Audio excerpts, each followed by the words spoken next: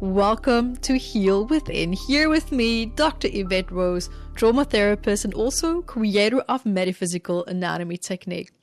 And this podcast is your safe place to explore emotional healing, nervous system repair, and also deep inner transformation.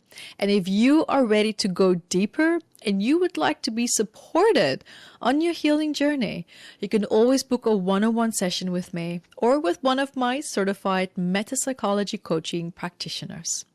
You can also join our upcoming live healing events, workshops, or retreats at metaphysicalanatomy.com. Now let's begin our journey back to wholeness, one breath and one breakthrough at a time. Now, have you ever asked yourself, why does it hurt so much when you lose someone? You see, if you have, you are not alone. And I want to take a moment to also talk with you through that question, not only with compassion, but with the insights that I also have come to understand through psychology, neuroscience, and also deep emotional healing. Now, let me explain something that many people don't always necessarily know.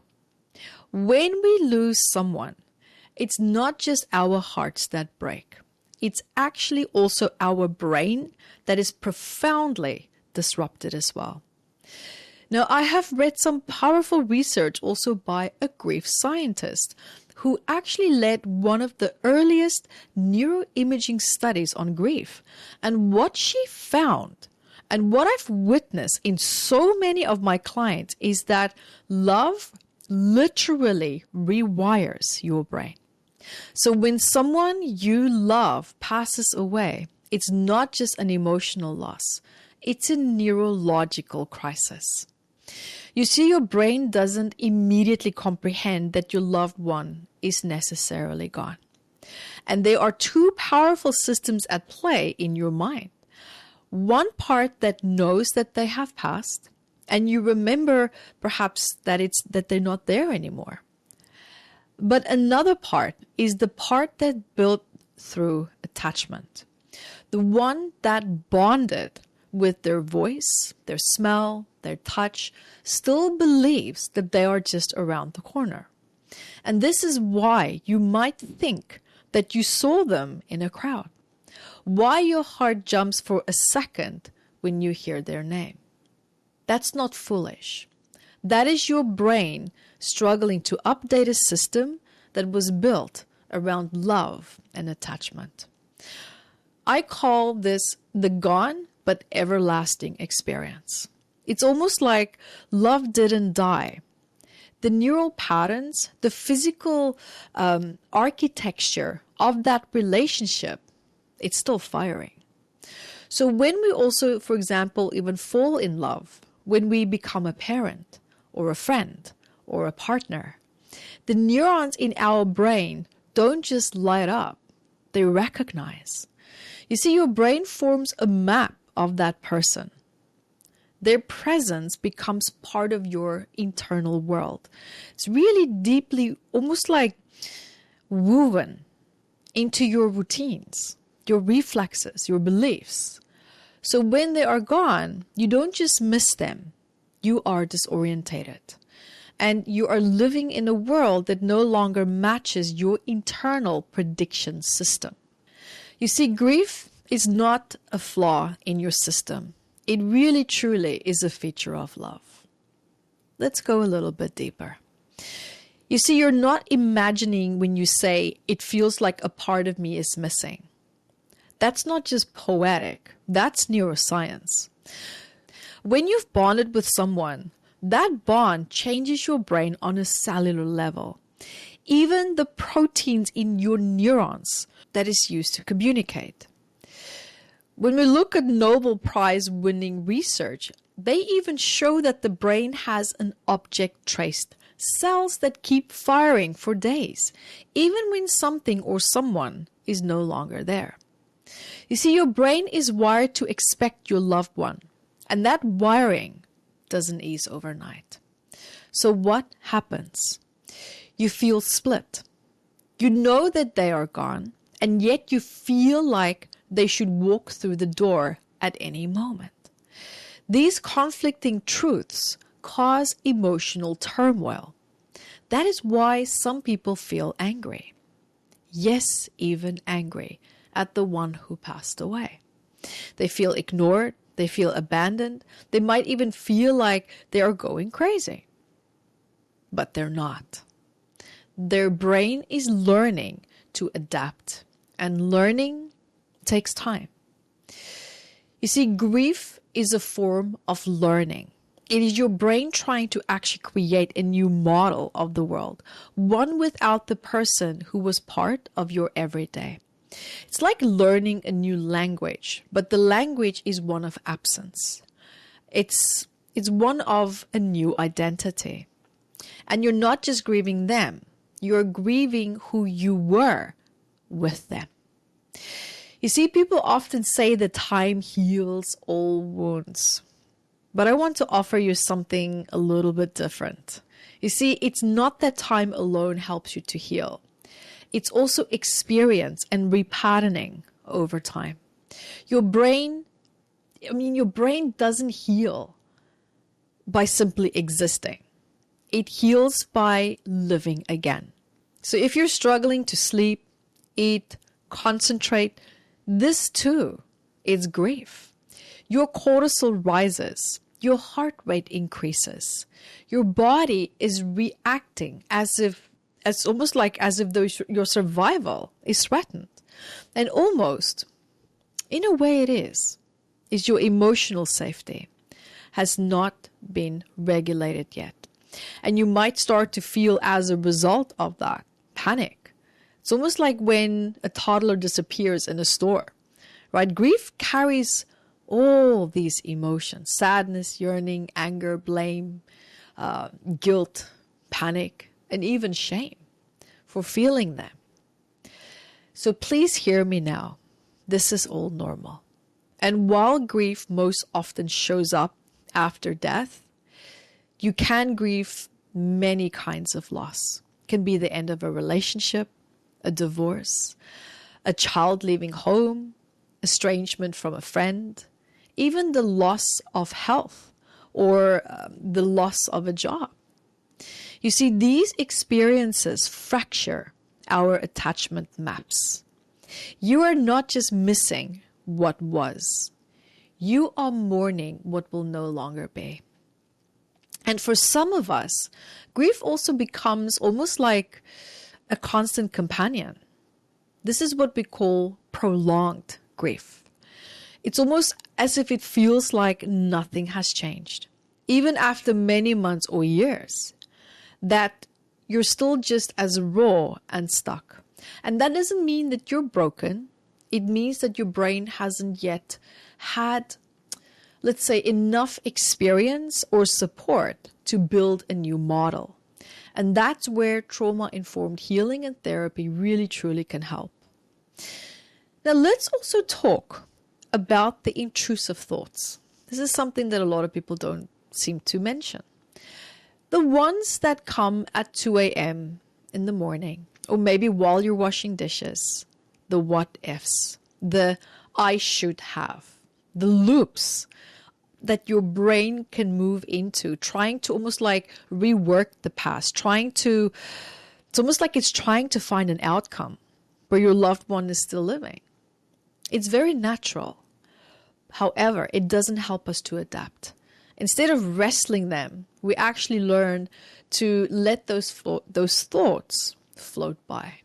Now, I also understand that grief and understanding grief and how it works on a neurological level, it doesn't erase the pain, but it does validate it. And it makes the loneliness much less confusing. It definitely also tells you that you are not mad. You are not weak. You are learning to live again.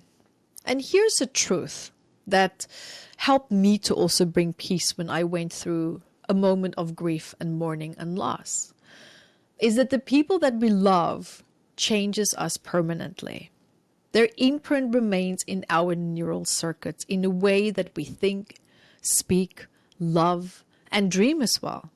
even in their absence, they are physically within us. So if you are grieving, know this.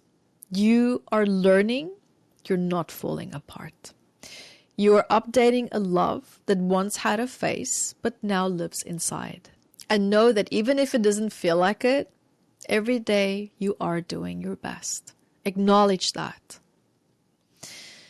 And for those of you who are ready for a healing meditation, this is going to be a very beautiful, powerful meditation. This one is specifically going to focus on helping you to work through these sad moments, or when you feel that it's becoming too much, when you start to feel the pain, when you start to feel the intrusive thoughts. Let's start. And when you are ready, you can either lie down, you can sit up, whatever you feel most comfortable with. And I invite you now to take a nice deep breath. And exhale. Very good. And let's begin by softening into this moment. I invite you to take a nice, slow, deep breath. And let's start with breathing in the nose. And a long sigh out your mouth. Let's do that one more time. Breathe in the nose. And out the mouth.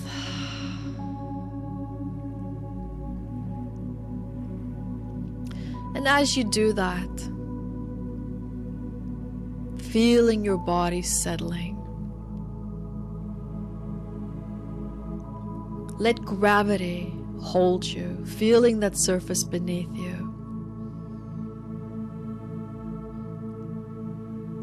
Feeling how your breath is anchoring you.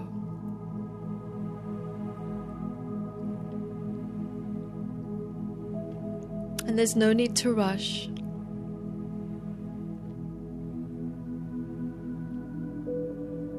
There's no need to fix anything.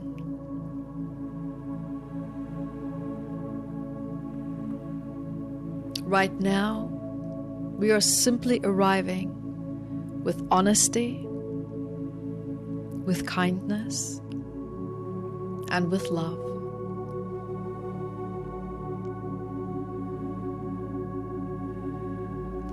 I invite you now to gently bring your attention to your heart center.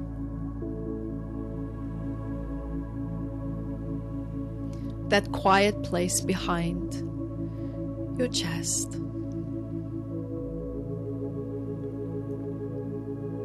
I invite you to imagine a warm, soft light there.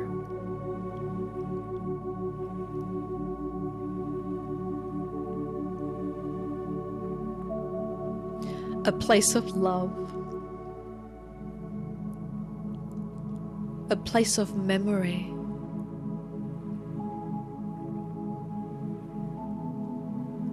noticing your shoulders as well, just letting them drop.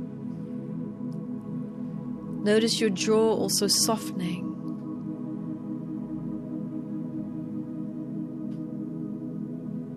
There's nowhere else to be.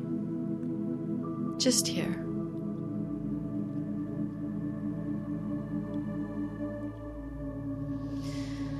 Then I invite you now to bring your awareness to your nervous system.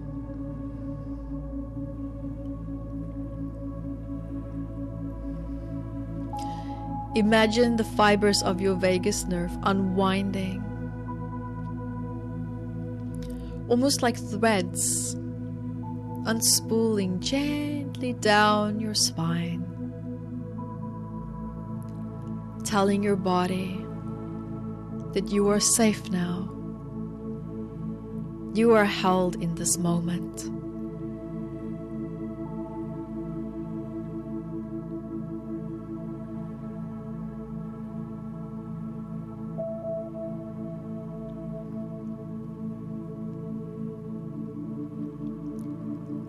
and now. I invite you, as you're finding yourself in that space where you are unwinding, hear, feel, see, or sense yourself stepping into a calm, quiet forest.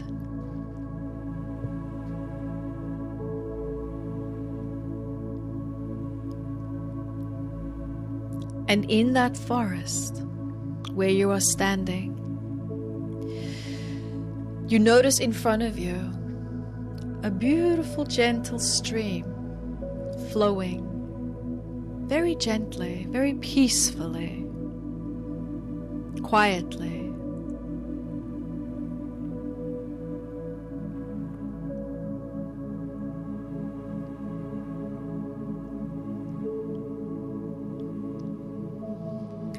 And notice as you're looking at that stream, what do you see? What do you notice about that stream?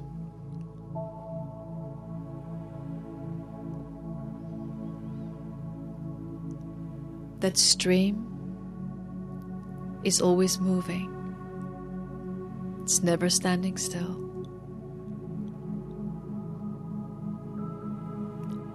And notice how that stream is just continuously, gently moving.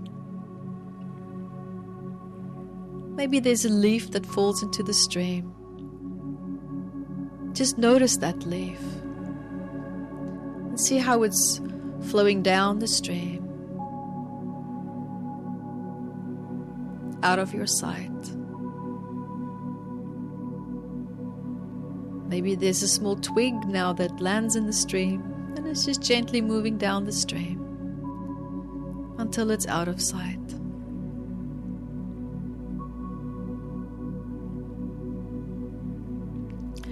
I invite you to notice how this stream can also represent you. And the leaves and twigs that perhaps fall into the stream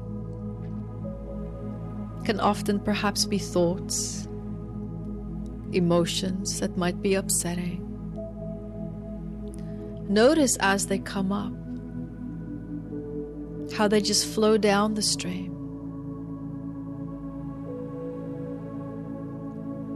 Moving out of sight.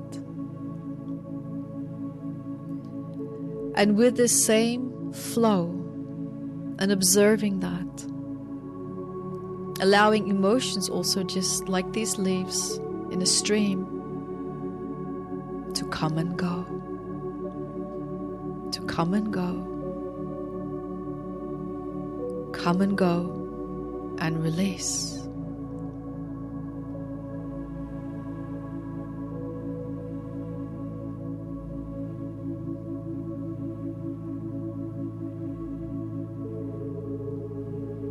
Even finding yourself stepping into that river with your feet or that little stream. Feel the water gently moving around your feet, continuing to flow.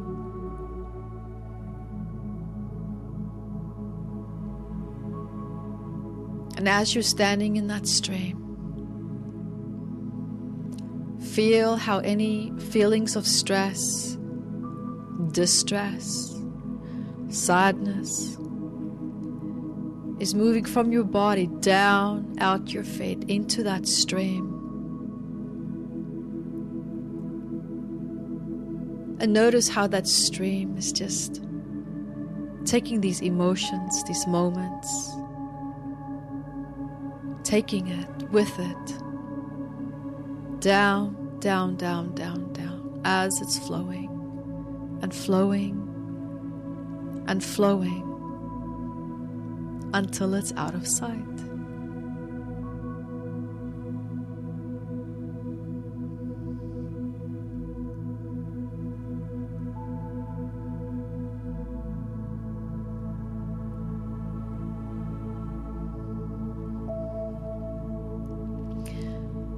Notice how your body is starting to feel relieved, almost like you can take a deep breath. Feel how grounding that is.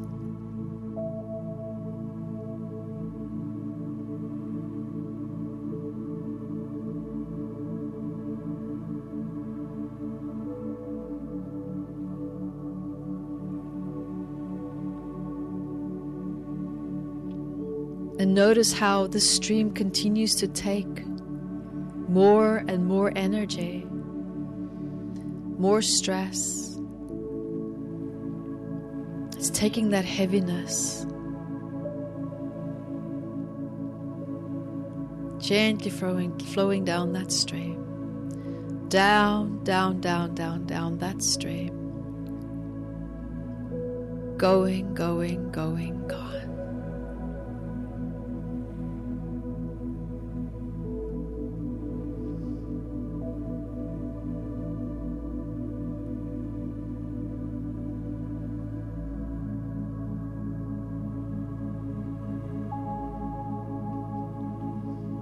Very good. And when you are ready, you can step out of the stream, sitting there on the river bank or the stream's bank on the sand, feeling your feet in that sand, touching these little sand crystals.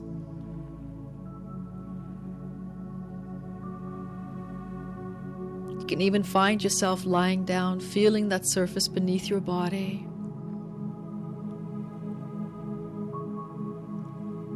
Closing your eyes there in that visualization, and gently following my voice back into the room, back into the here and now. Feeling fully held and supported by the surface beneath you. Feeling lighter, calmer,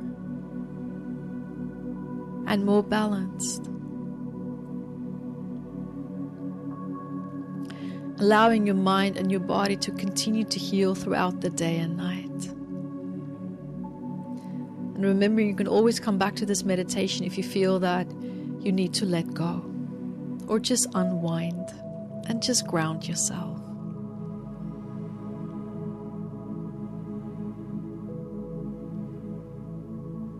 And when you are ready, taking a nice deep breath, wiggling your fingers and your toes.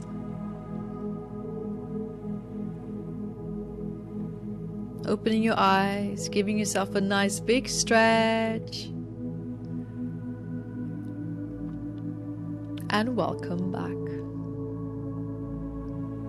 Welcome back, everyone. Well done. Well done. And affirmation for today: take one step at a time, one breath at a time. And if this episode touched you, please share it with someone who could also be on the healing journey. And as always, breathe deep, listen within, and stay gently curious. I love you, and thank you for being here with me until the very end. And until next time, be the light that you are. Bye, everyone.